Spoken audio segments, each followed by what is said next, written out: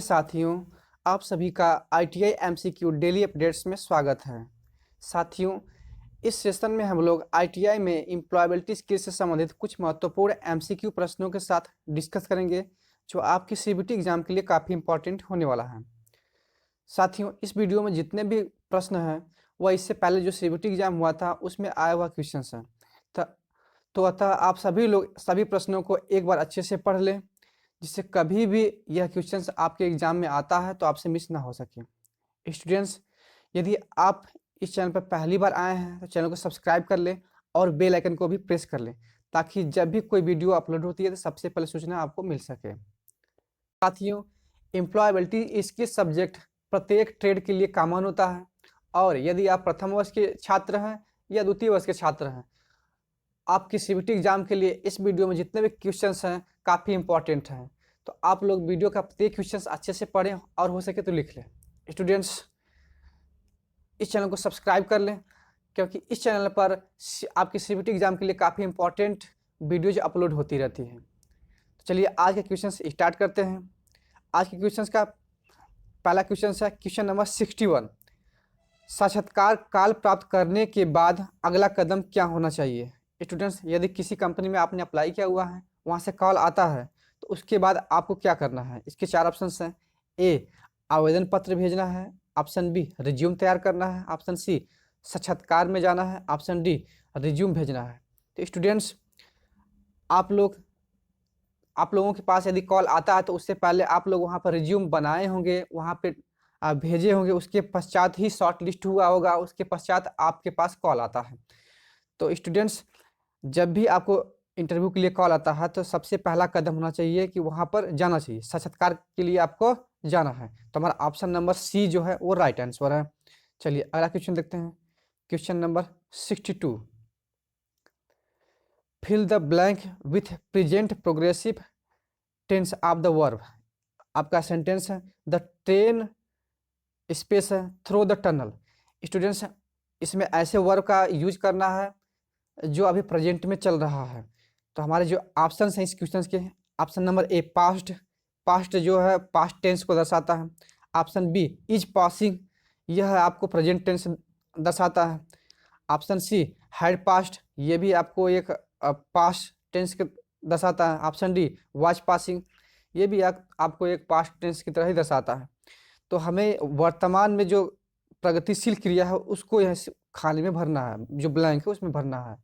तो हमारा option number जो बी है वो राइट आंसर है, इज पासिंग। तो हमारा जो सेंटेंस है कुछ इस प्रकार बन जाता है, the train is passing through the tunnel. चलिए अगला क्वेश्चन देखते हैं। Question number 63। वह शब्द जो किसी दूसरे शब्द के समान होता है लेकिन अर्थ में भिन्न होता है, जिसे कहा जाता है। स्टूडेंट्स, इंग्लिश में कुछ ऐसे शब्द आते हैं या हिंदी में जो पढ़ने में उच्चारण में एक समान होते हैं लेकिन अर्थ में अलग अलग होते हैं। वैसे शब्दों को हम होमोफोन बोलते हैं। जैसे आपका पेन, पेन में मतलब कलम होता है, और एक पेन मीन्स दर्द भी होता है। ऐसे बहुत सारे शब्द हैं जो उच्चारण में एक जैसे होते हैं लेकिन अर्थ में अलग होते हैं। वैसे सभी शब्दों को हम होमोफोन कहते हैं। तो हमारा इस क्वेश्चन का जो राइट आंसर है ऑप्शन नंबर ए। चलिए अगला क्वेश्चन देखते हैं। Question number 64। इंटरनेट पर की गई एक अवैध गतिविधि को कहा जाता है। तो स्टूडेंट्स, इंटरनेट पर कुछ भी अलग करना एक साइबर क्राइम के अंतर्गत आता है। तो जो भी हैकर्स होते हैं वह सॉफ्टवेयर्स को कुछ इस प्रकार से हैक कर लेते हैं और जो भी डाटा होता है उसको डिस्टर्ब कर देते हैं। तो हमारे इस क्वेश्चन का जो राइट आंसर है option number B, cyber crime कहलाता है। इंटरनेट पर कोई भी अवैध गतिविधि करना साइबर क्राइम के अंतर्गत आता है। चलिए अगला क्वेश्चन देखते हैं। Question number 65। FYI SMS का विस्तार क्या है? स्टूडेंट्स, इसके ऑप्शन है A for your information, option B for your identification, option C for your internet, option D for your innocence. Students, इस क्वेश्चन का जो राइट आंसर है option number A for your information. चलिए अगला question देखते हैं। Question number 66। किस orientation अभिन्यास में टेक्स्ट लंबाई वार प्रिंट मुद्रित होता है?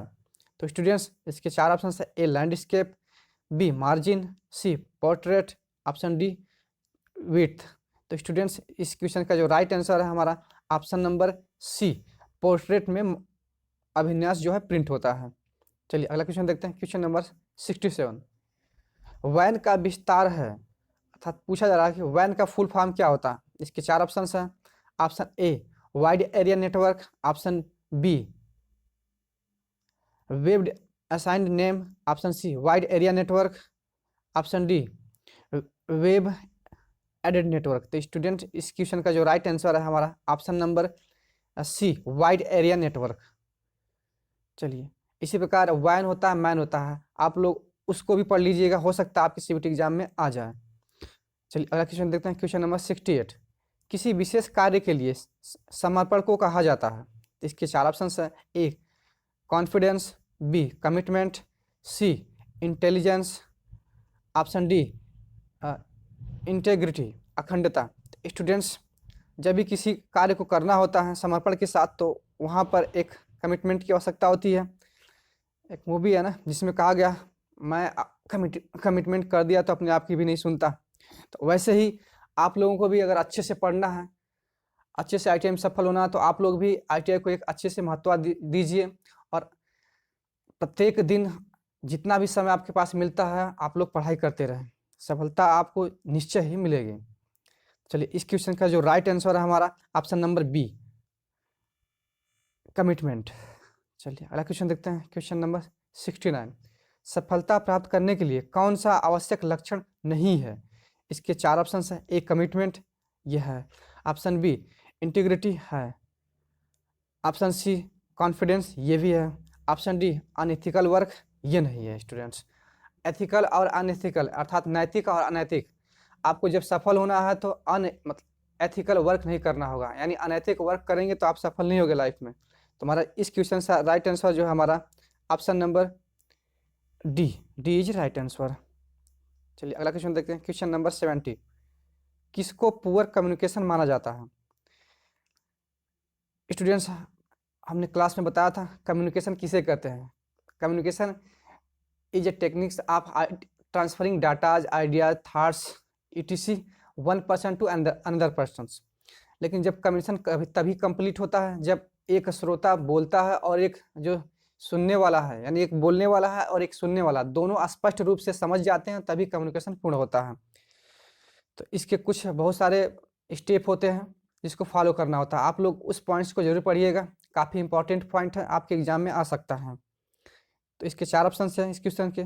पहला संदेश का स्पष्ट न होना, ऑप्शन बी संदेश का साफ साफ स्पष्ट होना, ऑप्शन सी रिसीवर सुनने के लिए तैयार होना, ऑप्शन डी रिसीवर के प्रति प्रेशर सकारात्मक होना।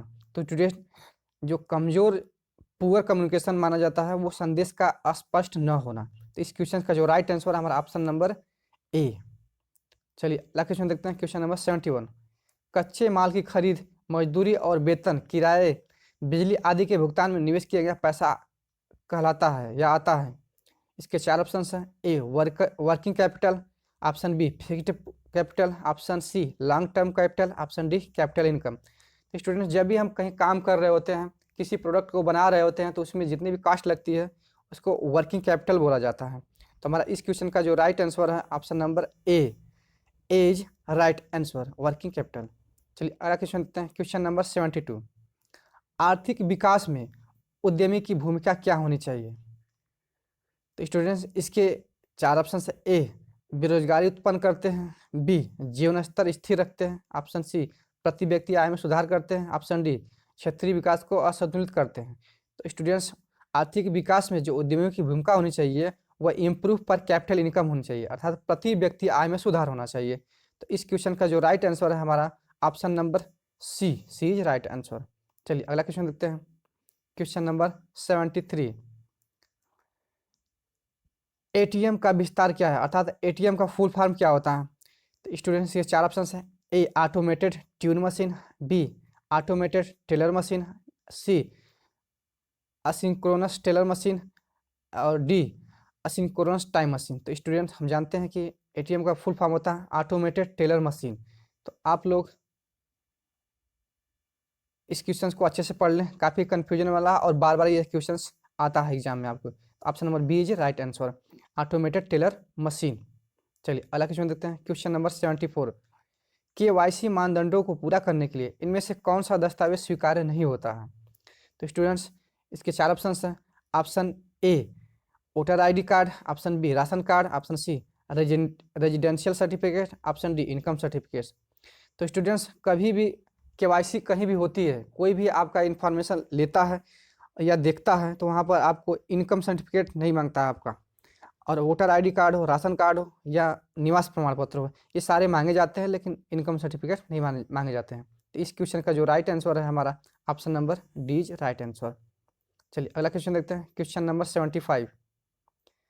उनके पर्यावरण के संबंध में जीवित चीज़ों के अध्ययन को कहा जाता है? तो इसके 4 ऑप्शन हैं। ए पारिस्थितिक तंत्र, बी अर्थशास्त्र, सी पारिस्थितिकी, ऑप्शन डी एग्लोग्युए। तो स्टूडेंट्स जो पर्यावरण से जीवित चीज़ों के अध्ययन को कहा जाता है वो इकोलॉजी कहा जाता है। तो हमारा इस क्वेश्चन का जो राइट आंसर है हमारा option number C is right answer, ecology.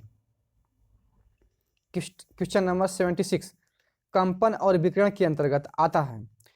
जो कंपन और विकिरण नामक जो दुष्प्रभाव हुआ यह किसके अंतर्गत आता है, इस क्वेश्चन में पूछा जा रहा है। तो पहला ऑप्शन है केमिकल हजार्ड्स यानी रासायनिक खतरा, ऑप्शन बी फिजिकल हजार्ड्स शारीरिक जोखिम, ऑप्शन सी इलेक्ट्रिकल हजार्ड्स विद्युतीय खतरा, ऑप्शन डी साइकोलॉजिकल हजार्ड्स। तो स्टूडेंट्स जो रेडिएशन होता है या कंपन होता है यह ना ही केमिकल से उत्पन्न होता है और ना ही इलेक्ट्रिकल से उत्पन्न होता है और ना ही साइकोलॉजिकल है, यह फिजिकल चीज़ों से हमारा जो है वो जो फिजिकल खतरा होता है, इसे फिजिकल जोखिम बोला जाता है। तो इस क्वेश्चन का जो राइट आंसर है हमारा option number B is right answer. चलिए अगला क्वेश्चन देखते हैं, क्वेश्चन नंबर 77। फैक्ट्री एक्ट के तहत साप्ताहिक रूप से काम करने वाले कर्मचारी गैप से अधिक नहीं होने चाहिए। तो जो स्टूडेंट्स फैक्ट्री एक्ट 1948 है उसके तहत जो सप्ताह में कोई भी व्यक्ति कोई भी कर्मचारी किसी भी कंपनी में काम करता है तो उसके टोटल जो समय होना चाहिए वो 48 घंटे से ज़्यादा नहीं होना चाहिए।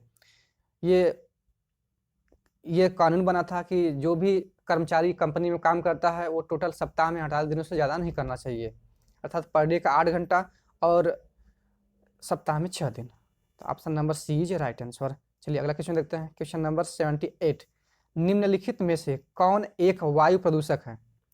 इसके 4 ऑप्शन है। ए ऑक्सीजन, स्टूडेंट्स ऑक्सीजन का वातावरण में होना अति आवश्यक है, ये सही है। ऑप्शन बी नाइट्रोजन भी है ही, ऑप्शन सी कार्बन डाइऑक्साइड भी है, ऑप्शन डी कार्बन मोनोडाइऑक्साइड है। स्टूडेंट तो इस क्वेश्चन का जो राइट आंसर हमारा carbon monoxide, option number D is right answer, ये काफ़ी प्रदूषक होता है। चलिए अगला क्वेश्चन देखते हैं, क्वेश्चन नंबर 79। लोकप्रिय गुणवत्ता उपकरण की कुल संख्या कितनी होती है? तो स्टूडेंट्स जो total number of popular quality tools होते हैं वो टोटल 7 होते हैं। आप लोग याद रखिए, कहीं भी क्वेश्चन में बहुत बार पूछा गया क्वेश्चन से, तो टोटल जो गुणवत्ता टूल्स होते हैं टोटल हमारे 7 होते हैं। तो option number C is right answer. चलिए अगला क्वेश्चन देखते हैं, question number 80। Which formula is correct to quantify the quality? तो स्टूडेंट्स इस क्वेश्चन का जो राइट आंसर है हमारा option number A Q is equal P/Q भी होता है और P/E भी होता है। तो ये हमारा ऑप्शन नंबर ए जो है राइट आंसर होता है।